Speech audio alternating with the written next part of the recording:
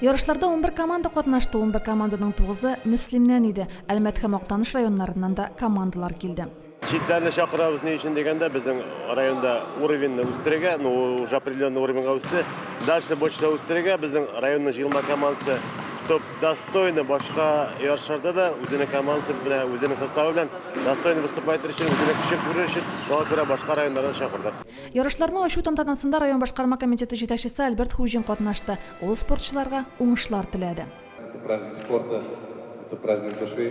Здоровый теле, здоровый дух, и вы решили посмотреть на себя, показать себя, посмотреть других, отработать свои навыки. Альберт Робертович ярышларның иганәчесе Руслан Галиевка туган көне белән котлап истәлек бүләге дә тапшырды. Ярышлар бик күңелле үтә, безнең теге елда күп кунаклар кайта. Менә бу ярышларда катнашып сезгә үзегезгә нәрсә бирә? Зур опыт бирә, чөнки һәрбер районнан, һәрбер шәһәрдән кунаклар кайта безнең волейболистлар һәм безнең яшьләргә дә ул күп опыт бирә. Бу ярышка бик ныклап әзерләнеп килдек без. Тренировкаларга йөрибез. Бу команда безнең күптәннән үк бар инде.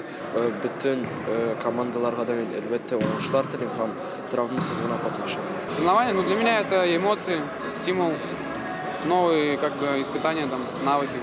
Хочу пожелать всем соперникам, и участникам победы, чтобы пусть победит сильнейший, как говорится. Ярышлар ике урында яшьлек спорт комплексында һәм политехника техникумы спорт залында барды. 11 сәгать дәвам иткән киеренке бәйгедә Әлмәт районының система сервис командасы җиңү яулады. Районыбыз волейболчылары 2-3 урыннарны бүлеште. Мөслим 2-нче, Илтранс 3-нче урынга чыкты. Римма Авзалова, Динар Менхаҗев, Мөслим телевидениесе.